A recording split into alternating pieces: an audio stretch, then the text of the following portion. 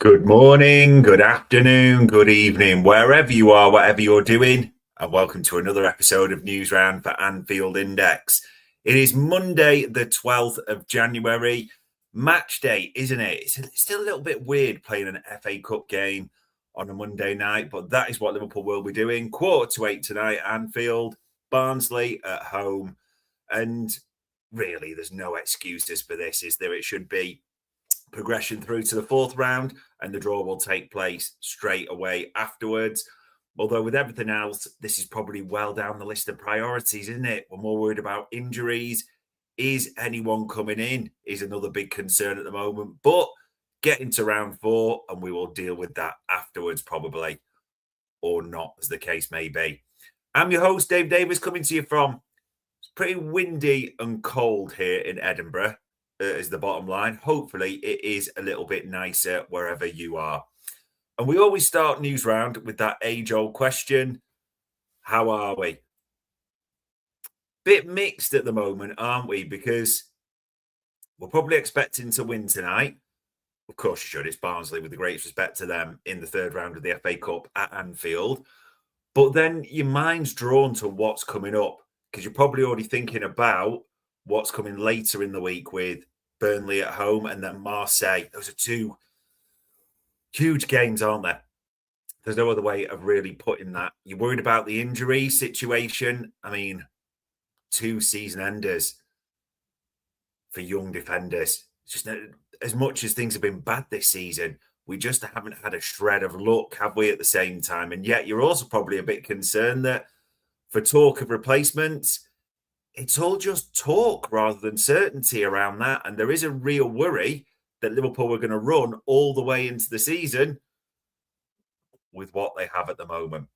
We'll have to see on that one, won't we? Now, Arne Slot had a press conference, a very short press conference after the Arsenal game for this FA Cup game against Barnsley, which I think lasted a total of about 4 minutes or so. That might be setting a new record, although someone will correct me on that, I'm sure. He didn't say too much, but because of obviously the time, but he gave a few clues, especially around injuries and who might be starting. So let's just listen to what he said as he previewed this Barnsley game. Argue that if they look at the lineup, but then I have to tell them why we did this. Why did we play the League Cup against Crystal Palace with the players we've played?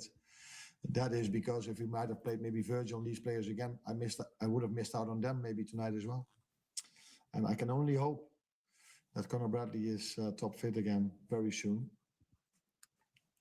But I'm not convinced about that. So maybe another player less. James. Will you have anyone else back from Monday? Endo, have you got any chance? Hugo. That's not 100% sure, but we will do everything to have him available on Monday. So not 100% sure. Obviously, with Hugo, we got the bad news, didn't we, yesterday? That was the disaster around Conor Bradley. So we knew that was coming. And he did say a little bit more as well in this press conference around the lineup, just in case anyone missed it. Said, I can guarantee you that on Monday, you will see all the players that you saw on Thursday, maybe with some substitutions, but then they will be on the bench. So that's going to be different than last season against Plymouth, which, just in case anyone forgot what the bench looked like against Arsenal, I mean, that was the starting lineup, wasn't it? But on the bench against Arsenal, Joe Gomez came on in injury time, Chiesa, Curtis Jones, Mohamedashvili, Robbo, young Trey Ione, Calvin Ramsey, and Rio Ngumoha.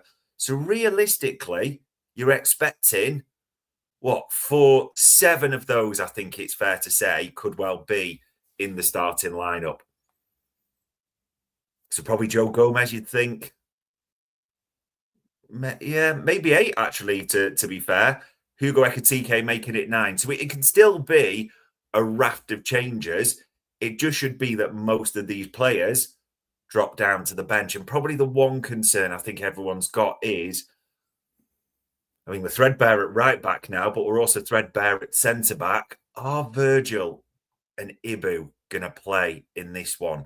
Could it not be a case of playing Joe Gomez there? Yeah, and maybe a Narlo should be enough still to beat Barnsley at home, with the greatest respect to them, shouldn't it, in all honesty? So that would be the obvious call. And he did mention, he was talked about Hugo Ekitike should be back for this one. Did mention Federico Chiesa as well, saying he is one of the players that could feature in this game, definitely. But like I said, Hugo might be back.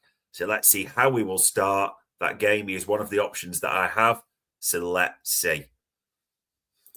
Yeah, it's how does he see this? And JD mentioned there, if Ekitike is not absolutely 100% for that, then he shouldn't be even risked on the bench. I'm kind of the same, to be honest.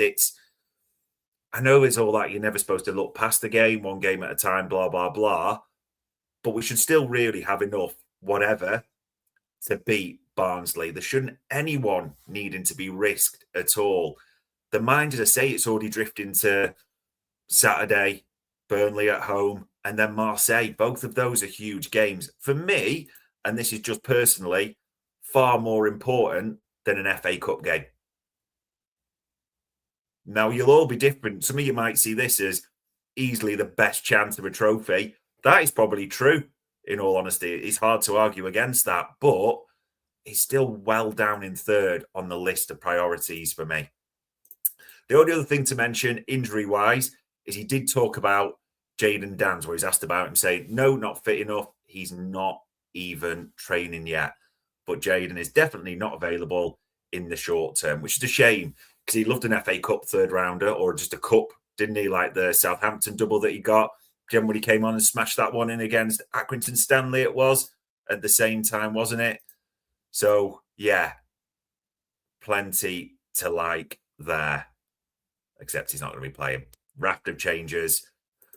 Now, just going back to Arsenal, just in case anyone missed it, being called boring and the possession-wise has clearly irked Arne Slot this week. So just in case you missed it, let's have a listen to what he said after Arsenal about being boring and possession and things like that.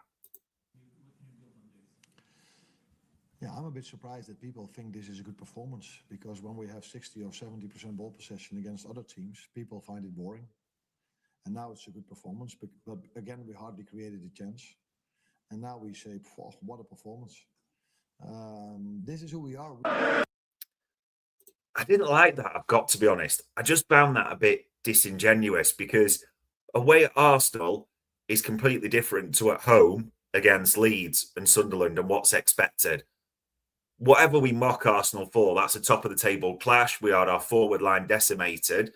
So to control possession and put on that performance was good. It wasn't brilliant, but it was good.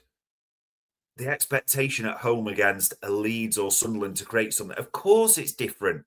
We're the ones that should be forced. I just found that a bit disingenuous. And we've had a lot of possession going side to side, haven't we, recently? Maybe, though, say the Arsenal game's been this week, is that something to build on? I'm just a little bit uncertain or unsure on that. I'm not convinced that it's going to be a sort of fork in the road where it changes. But we'll, see what comes up in the next few weeks. January is just such an important month for him. But he's going to have to get through January and the rest of the season without Conor Bradley. As we kind of knew it was coming, but yesterday, midday, that embargo dropped, didn't it? That Conor Bradley has been ruled out for the season with a significant knee injury. He will undergo surgery. Now, it's important to say it's not an ACL, and from the reporting, he might have a chance at coming back with Northern Ireland, for the World Cup. They've obviously got to get through their playoff against Italy, etc. But yeah, he's got a shot. More importantly for us, though, we're decimated. We are absolutely decimated. We have now 6 fit senior defenders. That's how bad it is. And just literally have a look over those 6 as well at the same time. And just be completely honest about this. Joe Gomez's injury record, that's one. He's just come back from when he got injured with his hammy playing right back. And now he might be you'll cover right back with Jeremy Frimpong, number 2, who has also been out for a large part this season with a hamstring injury. So that's 2. Virgil, God, we need him to stay fit, touch wood. Ibu, there's been a lot of rumours and suggestions about Ibu's fitness, hasn't there? But if there are 3 or 4 of them, and if Ibu's number 4, the options, and this isn't me ranking them, this is just listing them. So that's that. And Kirkez and Robbo, yeah. Robbo more the backup left back, isn't it? We're just threadbare there. Now, I'm hoping Calvin Ramsey, almost a forgotten man until that, I wouldn't say shining performance, but good cameo against Crystal Palace in the Carabao. Surely he's got to start tonight. Is he under serious consideration? Well, tonight might tell us a bit more, I suppose, but he's been on the bench a few times, but we're all the same, people. I think we're all, exactly the same across the board. I've not heard one Liverpool fan tell me, I think we'll be all right and we'll get through this season now without another defensive body. Everyone wants at least one to come through the door. We said it numerous times as well. For me, it's a dereliction of duty if no one comes through the door from Richard Hughes. You need a competent, of course, but a body, just even as a rotational option. But there's not really that many strong links. And I've seen the ones to Javiro Reed. That comes up. People are mentioning that. Oh, we've definitely got to go for him. Look at him, the right back, 19 years old at Feyenoord, said he's a Liverpool fan, worked with Arne Slot, blah, blah, blah. And this isn't being derogatory. I've seen like this, numerous compilations out at the same time. I'm not disagreeing. I think we'd all be made up if Javiro Reed came through the door. But there's absolutely no solid, realistic links with that at the same time. Just got to be honest on it, haven't you? Anyway, let's talk about something a bit more positive. Although, again, you might see this different. Mo scores the other day, didn't he? Got the winner for Egypt against Ivory Coast in that quarter-final. So he will meet Sadio Mane's Senegal in the semi-finals this coming Wednesday this week. And we're going to be without Mo, whatever happens for the Burnley game now, because there's a 3rd, 4th place playoff in AFCON Saturday. And then on Sunday, it's the final, which you hope he's in. And to be honest, I'm not going to be a hypocrite. I said before, I kind of wanted Egypt to get knocked out against Ivory Coast, so he'd be back for Burnley. But now he's not going to be. I hope he wins it. I hope after everything that's happened with Mo Salah this season, he wins it. That would just be brilliant for him, brilliant for Egypt, and maybe just shut up a certain pundit completely. So that is what I hope. But he's not going to be back for Burnley. And now I suspect he's probably not going to be back for Marseille away, a huge game as well. It is what it is a little bit now. So just got to hope Mo tastes success. Now, in terms of the transfer talk, there's been absolutely loads this week, hasn't there, of links? But it's important to say links. Nothing really tangible. Indy had this one, didn't he? Liverpool have inquired over a potential move for Red Bull Leipzig winger Antonio Nusa, a youngster. That quote-unquote failed medical at Brentford, didn't he? Which showed issues. Done well-ish, it's fair to say, for Red Bull Leipzig, but at the same time, not tearing up trees. What probably you're looking to a bit more, or something you're thinking could be more possible, was Jan Diamande, wasn't it? And when he does that, I don't even care what it's called, some sort of social media thing when he's talking about Liverpool and saying it's his dad's club, it's his dream to go to Liverpool. Well, that all got everyone's pulses jumping up a little bit as well. So if it's a Red Bull Leipzig winger, that's the one you're a bit more excited about. But again, that's not happening until summer. So again, nothing likely to happen in January. Now, some of you will say, which is true, Liverpool have made some January signings. And this week we got, I'm probably going to butcher his name, but Demba Bari's agent with a full head of hair. That looked weird as well, didn't it? At the same time, 18 this month, so he joins and will start with the under-21s. And that's where we're reinforcing, isn't it? You've got the young lad from Austria Vienna set to come. You've got Ndiaye now joined as well. Then the young Celtic boy as well as another one. The young lad from Burnley, sorry, that's it. The Scouser coming back in as well. Liverpool are obviously going down that. Let's see if one of these pays off. And I don't mind that at all. Look at a transfer like Sepp van der Berg. 4.4 million, a couple of loan fees, sold for 25 million. Great business. Yeah, they're looking for the, I know it's a loose, tangible link, but the next Jarell Kwanzaa, aren't they, for the future? Just smart business. Nothing wrong with that at all. Indy also had a few things that, Indy is Indy. That one where he tweeted that Liverpool midfielder Dominic Szoboszlai is understood to have reached an agreement over a new contract. Again, as I said yesterday, still got nothing on that. Look to be wrong. Of course, we want to tie down Dominic Szoboszlai with Curtis Jones and all the others. But there's nothing really tangible there. And Indy also tweeted yesterday, didn't he, that now Conor Bradley's out for the season and could miss the start of the new season, Liverpool will look to bring in an elite right back within the next 2 windows, which of course jumped you all into Javiro Reed or whoever it may be. Again, I'd love it to be true, but there ain't no real tangible links out there at the same time as well. Just being completely honest about what we're hearing and what we're seeing. Now, there is some nice links going round. Of course, there's Matías Mane. Have you seen that youngster with Wolves? He's been shining as well. And a few people have been saying that Liverpool are looking at him. Love that to be true. Young defenders-wise, and it's probably one of those where you start to hear names where you're like, who? A little bit like that in the window. Of course it is. There's reports there that Liverpool are looking at a young Como defender, and I'm probably going to butcher the kid's name here, but Jacobo Ramon, so formerly in Real Madrid's youth academy. Important to say, only played, look at his career minutes, just over 1,500, but been a regular for Como this season.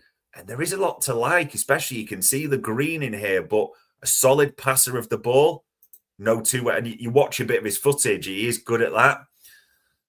Good tackler, 93rd percentile. His aerial's 92nd percentile. And if you look at his season average, it's just below 65, which is where Liverpool look as well, isn't it?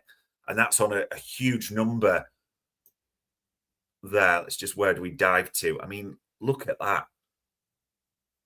Career average 161. Even this season, 64.6, like we say, just off 65 average. There's a lot to like with this kid, especially his age as well.